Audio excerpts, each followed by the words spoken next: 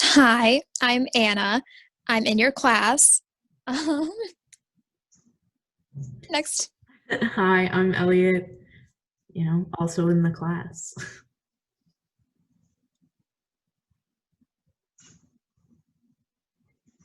I'm Lexi. I'm Martha, and we're going to be discussing Shadows by John Cassavetes. All right, I guess we should start with the meaning of the film. Is there a particular aspect that we want to talk about first? Do you want to talk about race relations first, since that's like the biggest sort of overarching theme with these like three characters' lives? Yeah. Yes. I think race relations, for me, so I didn't recognize that all three of the siblings were supposed to be Black until it got to the scene Well, where... weren't supposed to be, they are Black. Well, like, the actress actually isn't, that plays... Oh, she isn't? No, she's Italian. So that's why I was confused, because I looked up the actors, and I was like, oh, okay, so it's like an Italian-American. And then I don't know what Benny's actor's race is, and then Hugh, obviously, like, Black. But I didn't know that all three characters were supposed to be Black until the scene where, like, Tony left and, like, freaked out over it. Because, like, I didn't get it. I was like, because first I was like, how are they siblings? Can we, like, are we going to find that out? Is that, like, part of the plot? And then I was going to be like, oh, like, is that just that way we can tie in all three characters? Is it going to be, oh, what was the movie we watched where they had the two brothers that were, like, identical? Our first movie, Suture. Oh, yeah. Suture. Yeah, I thought maybe it was, like, a suture kind of thing. And then it wasn't. And then, so that's when I realized that's what race relations. Then I had to, like, look back on the previous amount of the movie and, like, kind of analyze that in the race relations view. Okay, so what are our conclusions? Like, what does this movie say about race relations in New York City? I think that's, like, what the... Oh, no, I know. I was trying to let someone else talk. Oh, yeah, no. Yeah, no, I was just trying to, like, lead that, like, actually have a... Okay. If someone wants to go, they can go. I feel like I had a thought, and it's starting to become a fleeting thought. If someone wants to jump in, I'm just going to be... So, like, I feel like, well, watching this, like, I did know Lelia was Black because I looked up, like, a little premise of this before, like, watching the film. Which I don't think you're supposed to do, but I just looked it up, like, not, like, the full, like, premise, but... So, also, I could tell, like, in the beginning scenes, like, they were siblings. And I also did like their relationship, Hugh and Lelia, and so I felt like her with Tony, like, when Tony walked out, he was all weirded out. Like, you can just see, like, he's racist, but I wasn't expecting it to be more, like, subtle. Like, I was expecting it to be a little bit more of, like he was, like, vicious and sort of aggressive about it, but in the film, like, in the scene when he just leaves, he just sort of makes up an excuse and walks out. Like, he doesn't say you're Black or anything like that. Like, so I kind of liked that. I was expecting it to be different, so that was almost even harder because, like, you want to really hate him, but in the end also, like, I don't know why he comes back and he's, like, apologizing, and, like, they just met. The whole, like, love story aspect of this was uncomfortable because, like, Lelia is so independent and she doesn't really need somebody, but then she just gives her virginity to him and he's, like, a jerk. And, like, overall, like, I felt like with, like, the racism, like, yeah, I don't mean, really know, I think... like, a clear, like, meaning besides that. It just shows, like, how people were racist, and I don't really have anything profound to say. Like, I mean, I think the big thing is that, so you said that you were expecting something bigger than him just walking away and being uncomfortable. Yeah, Right? like I was expecting it to be like him to be more like outwardly racist. Obviously, you could tell he was racist, but I was expecting it like to be like a little bit worse, like to him for him to say something offensive, things like that. Yeah, I mean, I think that's what this movie kind of is. That's part of what this movie is saying about racism in the 1950s, is that it's not all that obvious anymore. It kind like it ties in a bit to now, like racism is in microaggressions Yeah. more often than not. It's in the small things, it's in the actions, it's not in the words so much anymore. Yeah, So like people even know to be polite and to be politically correct, and that's sort of what this is showing. It's that this guy is racist. He is bigoted. He wasn't expecting these black men. He walks in, he sees them, he's immediately uncomfortable. He's put off his guard, he's off his game, and he walks away. And that tells us something about what the relationship was like between white and black people in New York City in the 1950s. Well, I will say like when like the first like opening scene started and you see like the whole like nightclub scene and like you see all the people there. Personally, like just knowing like when the movie was like filmed, because it was released in 1959, but I think it was filmed over like 2 years, or like the production of it was 2 years. And just seeing like there was black people and there were white people in the same nightclub, and like there was no issue with it. And then knowing the history of the civil rights movement, obviously that's in New York, so it's a bit different because it's not like, the deep South where all those issues were. But like overall, I was like, oh wow, like that's, pretty progressive for like the time period the movie was in. And then you see that progress, and even in this time period, having that one character be racist and have that be like a standout moment in the film versus like a typical thing happening, I think that really showed like how different you see this time period depicted in different movies. Because I feel like when you see movies depicted during the civil rights movement, which is when this is during, you see a lot of people, either you see like the South and you see a lot of the struggles there where it was like a lot more like Jim Crow laws were still happening a lot more, or you see everything where like everything's fine and like nothing's going on, and you see this movie that's like kind of reality for it.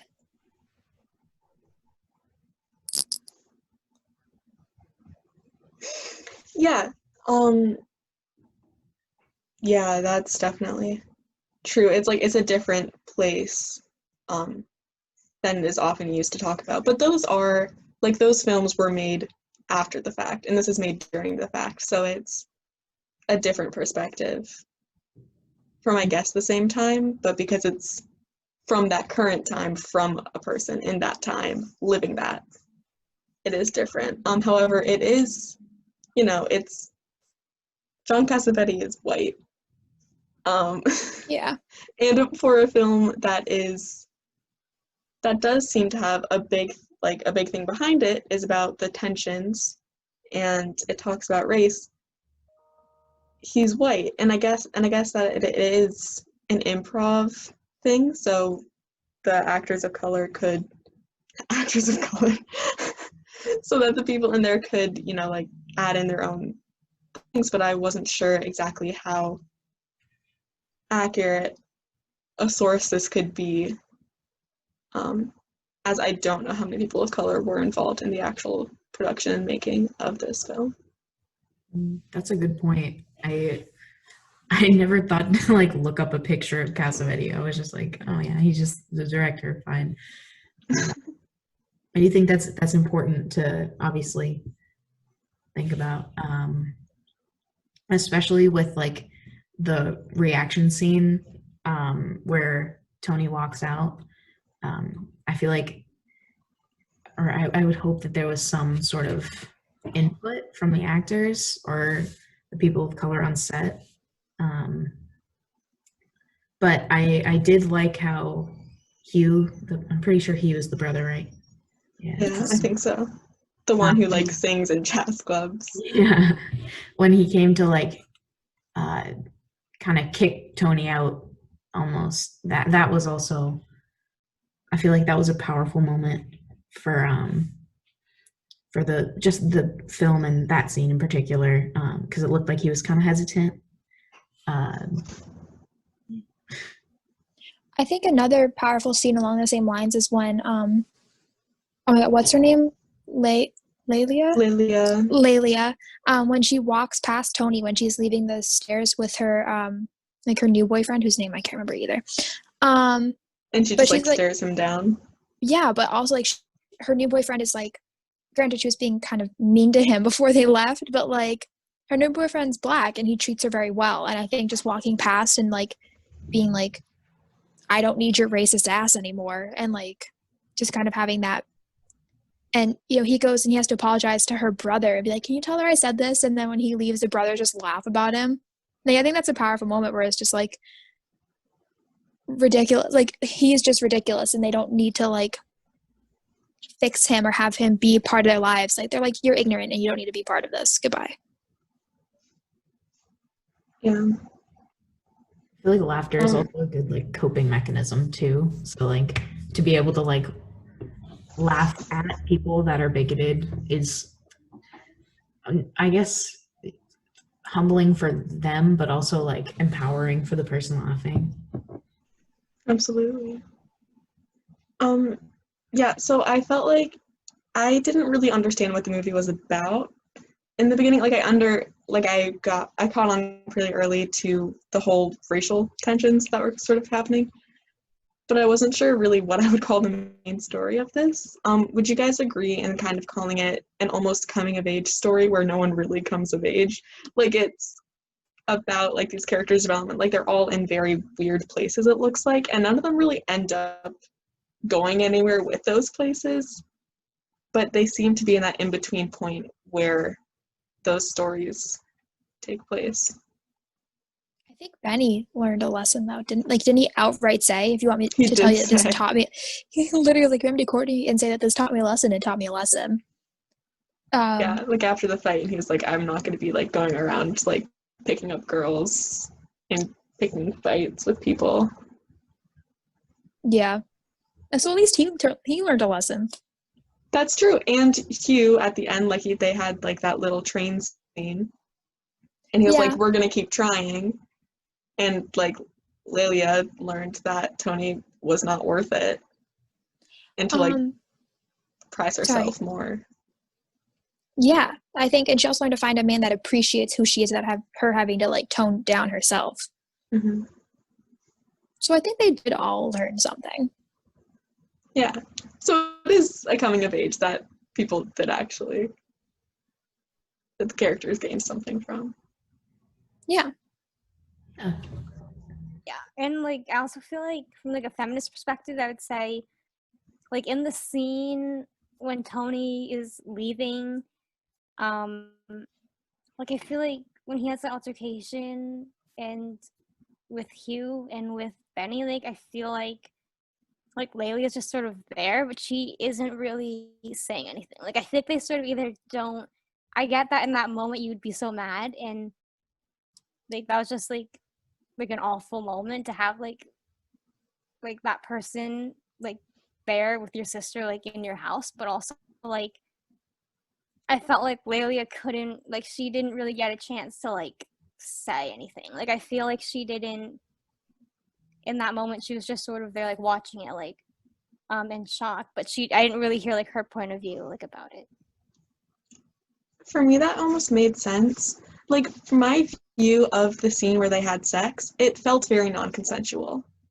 I wouldn't necessarily go so far as to call it rape, but he definitely, I mean, he did manipulate her into it. She was uncomfortable.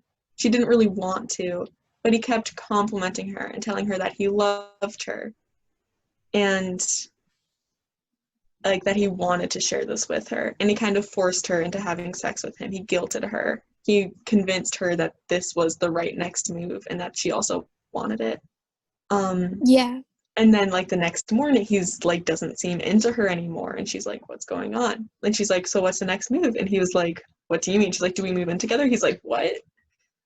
So I feel like she is sort of processing her trauma in a way that women in the 1950s weren't really given a way to do so. And so she's kind of unable to exactly confront him verbally or physically because of what she's gone through. And she can't articulate it because women were not given the tools to do so in that time period. Yeah.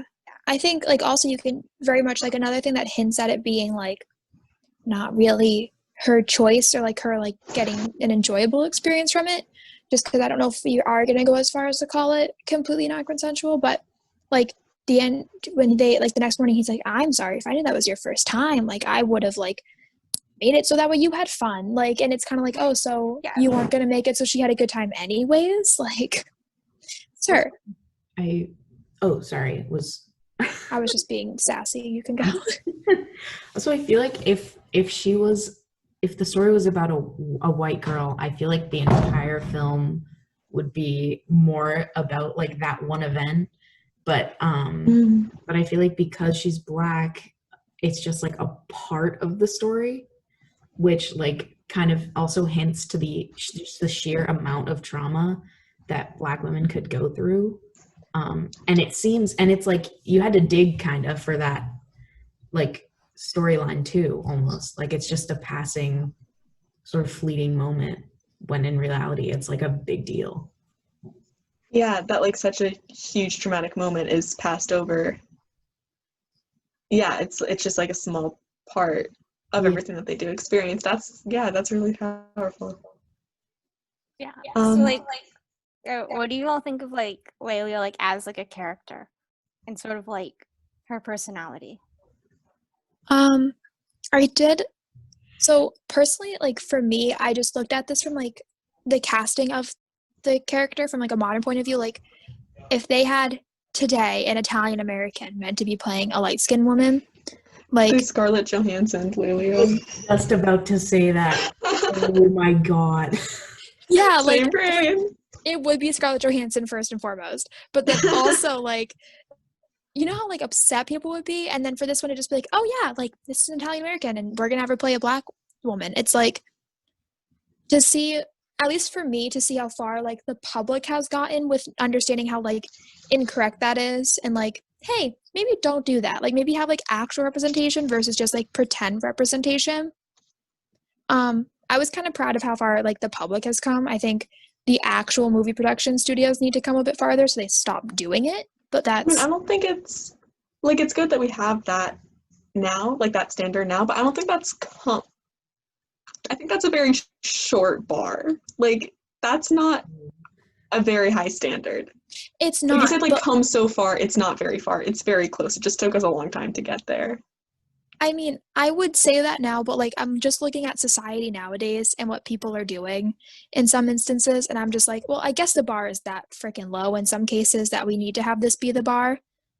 Because like I would love for society to be more progressive, but it's just not. So for that to be like a place that we've had to wait so many decades to come to, it's like, well, let's at least celebrate that we've made that little accomplishment. Because Are you guys seeing the bar that says we only have 10 minutes left in the meeting? Yeah, I'm scared. Cool. Okay, so let's talk about what makes this an independent film.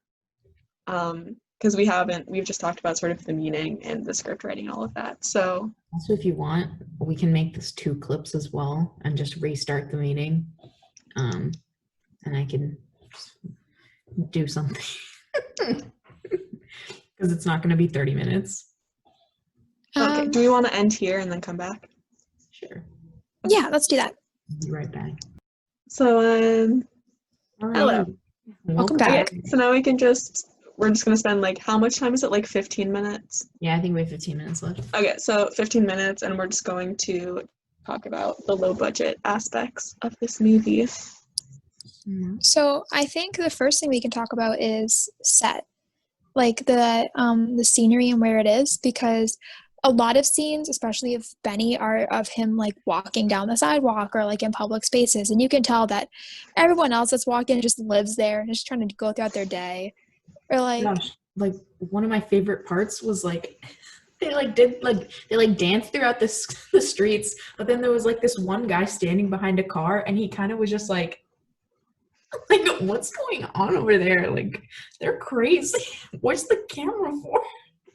I was like, this is in public. Yeah, so they're definitely saving money by like using public spaces during the day, using that natural lighting. Like they're definitely not carrying around like a ring light. You know, like there's just the sun there and just some cameras and maybe some audio stuff. Oh, a 1950s ring light. Now I need to see that. Edison bulbs. Like, There's just one guy that's on a bicycle cranking it. we have like 40 hamsters. That can also be seen in the sound, though, in some scenes. Heard. It can be heard in the sound of some scenes. Yeah. So like like I mentioned before we started recording, like the ambient sound in that scene where they're walking around like the statues, Ben and his two friends. And like I was listening for the ambient sound. I don't know why. I was just suddenly like sound. And I just heard sirens going like around. I heard people honking. I heard some shouts. Like some cars vrooming around the corner. Like like clear, like you're in a big city. The streets are just going wild. And like this was not sound that was specifically made for this scene in a studio. Like this was very clearly just they let the ambient sound just be the sound that was naturally there. And I don't think they used much of any probably extra costs on sound post-production. I think they did it for the lines, because you can tell with the sound it doesn't match up with their voice, like their mouths. Like I noticed this especially when they walk in like the rehearsal scene of the girls singing, and the girls are just like, and then the sound kicks in, and you're like, oh, okay. So they re-recorded the sound and put it over. Yeah, they did that in some weird places. Like when the boys like ran in someplace and they were like, blah, blah, blah, blah. Like they weren't saying any words. They were just like making sounds with their mouths. Like it didn't look like they were moving their mouths at all. I think it was supposed to be like this atmosphere of like cheery boys just being boys. But it just sounded like nonsense. It reminded me of the one that what were the guys in Greece called? Like in Greece, like the guys. Anywho, like before like I was Greece. about to say the Sharks, but that's Sharks and the Jets are West Side Story. So. Yeah, I was say not Greasers, but that's The Outsiders. But the guys in Greece, like they have like so many scenes where they're just like blah, blah, blah, blah, blah, blah, and you're like, hey, John Travolta, like calm down. That's Yeah, that I one feel reminded me like of. also I feel like the sound got really loud in like certain places. Yeah, it And was like really I don't know if this was just inconsistent. because like they had to like fix the destroyed footage or whatever.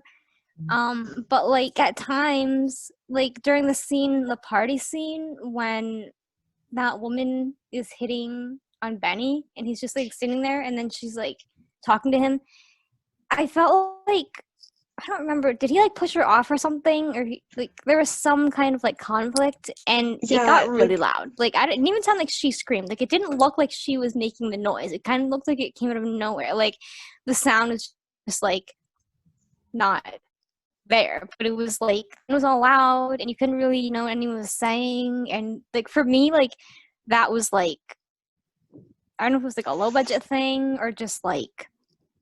I don't really know, but it just like seemed like out of place, like for me. Absolutely. Yeah, another scene where that is the scene where like they're getting like beat up, because you just hear like whap, boom, and you're like, okay, it's a comic book, because like none of the sounds look natural at all. Neither do the sounds that like the people are making. Like, and it doesn't look it looks so fake. None of the hits look like they land. No one walks away with any makeup showing any bruises or anything. There's nothing to indicate any fight except for the sounds, which sound completely unrealistic. Yeah, and then you see like there's one part where like Benny's supposed to be like sobbing on the trash can, and then it cuts to showing him passed out on the trash can, like completely emotionally fine, just like not awake. And you're like, okay. Yeah. Oh, and yeah, so they used in a lot of the running scenes early on in the movie, it looks like Charlie Chaplin style because it's just so cut. Like, I don't know how many frames they're using per second, but it's not a lot in those scenes. Like, it's like 1, 2. Like, it's not even at all. And I don't again, like I don't think I've watched maybe enough films from the 50s to know, but I think that's pretty low budget. Like that's a sign of that. Charlie Chaplin was like was much before that time. Well, like the stage running also, just like the acting of it. Like the actor that played Hugh when he's in like the train station the first time and running, you can see his heels like kick his butt, like stage running, like to make it like totally over the top. And it just was like, it's just not realistic. Yeah. But I think having scenes that aren't realistic or where there's a lot of like naturally like sounds occurring in the city show the low budget because they didn't have the money to like reshoot those scenes or they didn't come out perfect. Like they were just like, all right, we like somewhat got it. We don't have enough money to do this again. Let's keep going. Mm-hmm. Yeah, and like also I feel like with like the actors, they weren't like big stars. Like they used either like non-professional or I think like some people's like their first role, like they used or like someone was like had I think more roles. most It was all more of up and them had coming. their Like first roles. yeah, like I feel like you could tell like in some scenes, especially if they couldn't reshoot, like you could sort of tell like they weren't like professional, and I felt like they were kind of inconsistent. Like at times some of the actors were really good and then other times it was sort of like you could tell they weren't professional, but they were still good, but it was just like you could sort of like tell from that aspect, the low budget. Yeah, I and think also Hugh was one of the best actors, and Lelia just gave me some weird vibes through a lot of the movie, like where she was flirting with that one guy and she just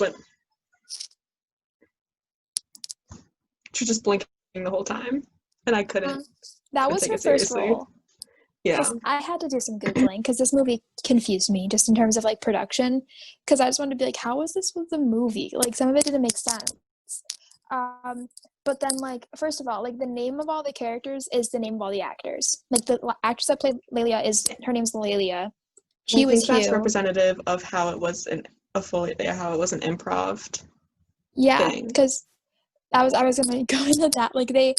what they did was they knew their budget and they created a story from their budget without making a script. Like they didn't have to like they didn't write a script and then try to find money to match that. They like had the money and they were like, okay, let's improv it, do it this way with the money we have, and then let's make a script for it to match it once you get it down. Because I think the rule is you have to submit your script to like the Screen Actors Guild or something like that. Like you have to submit your movie scripts. So I think that's why they made the script after they like improv the movie a bunch. Is that true for like independent films if they're not? I think if you want to be recognized for any like if you want to be recognized for awards, because I think this one was it you have to submit it. All right. Because I also know like actors have to like register with the Screen Actors Guild, so you can't have the same name as another actor that's registered. Do we want to talk about the edits? Yes. Because there were a lot of jump cuts, very sudden jump cuts, a few fade to blacks, and that was kind of it. And a lot of them were pretty jarring. Yeah, like there were some dissolves, I feel like, and also in the scene when Lelia sleeps with Tony, like when she's sitting on the bed, I thought it was like hours later, but it was like the same scene. Like she was like sitting on the bed in like a sheet or something. Like she was like looking sad after that experience, and I thought she was at her home. Like for some reason with that like edit, I figured it was like hours later and she was just like somewhere else. But then like he shows up in the frame, and I'm like, oh, so like it's the same exact thing. And like some of the edits were just like annoying to even watch. Like, yeah, they didn't like line up. Like the scene that you're talking about, I remember it showed her like sitting in the bed, and then it cut to her face, and like it just didn't seem like it was the same like continuous scene, because like her face was in a different direction, the lighting was completely different, and like her face had a completely different expression on it. Your audio is crackly. Oh, my apologies, it's hitting my zipper. Did you hear what I said? Yeah. Okay. Just wanted to let you know. Thank you. Yeah.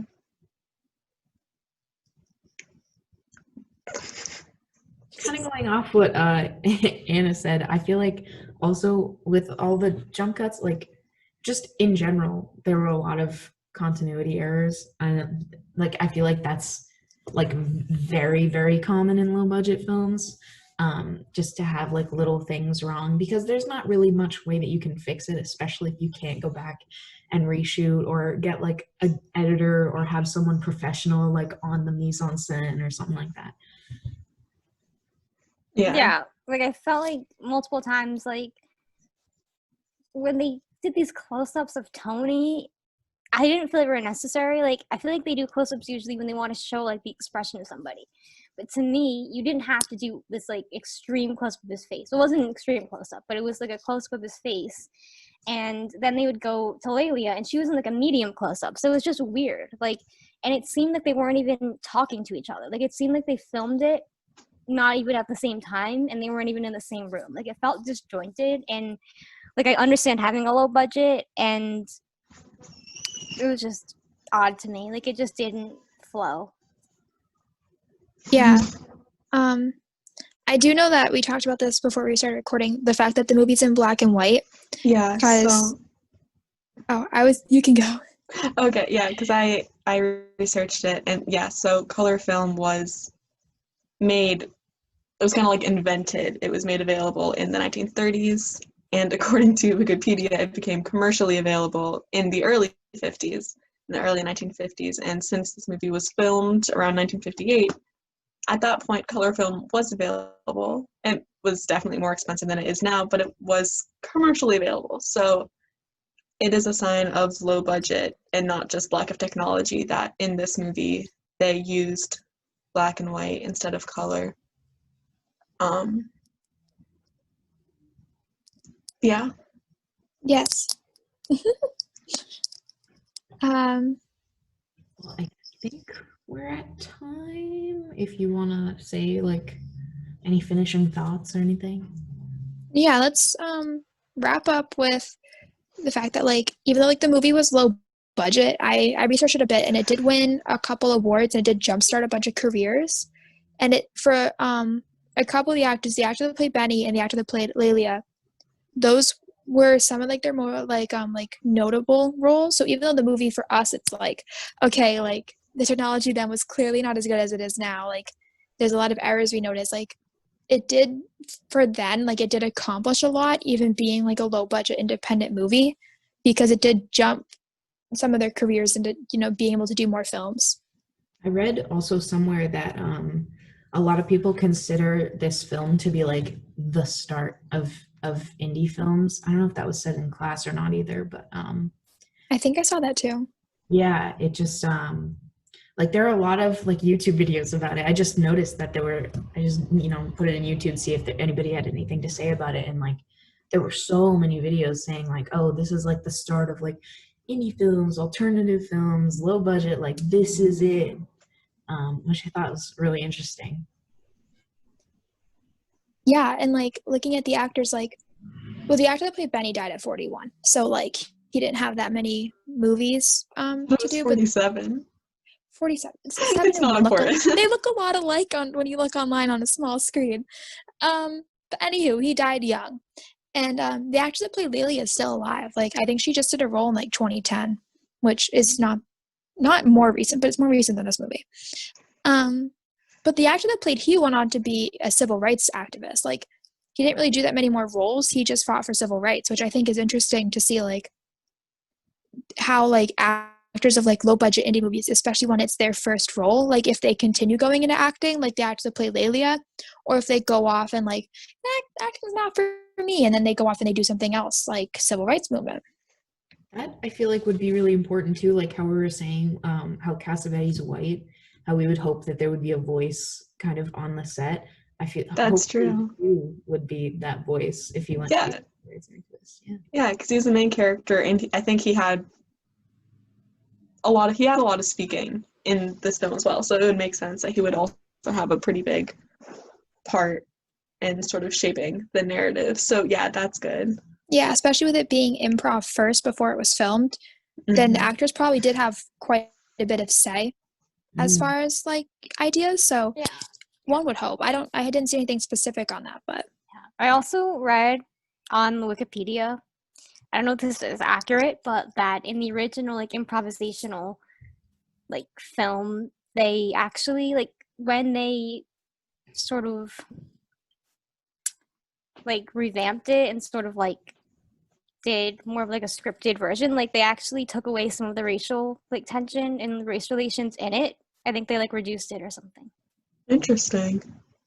Not surprised, especially with the time period it was in. Maybe they just didn't want it to be like a point of contempt with the audience about But it race. is an indie film, and indie films are pretty well known for being made specifically not to please anyone. Well, this is the start of indie film, so maybe that wasn't like the goal of an indie film yet. Oh yeah, maybe that like kind of made the goal.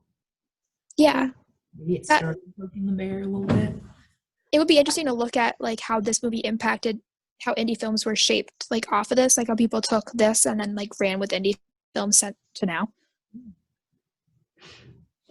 All right. Okay. Great talk. Yeah, thank you guys. Nice hearing all your opinions on the movie. I'll see you later then. See you in class.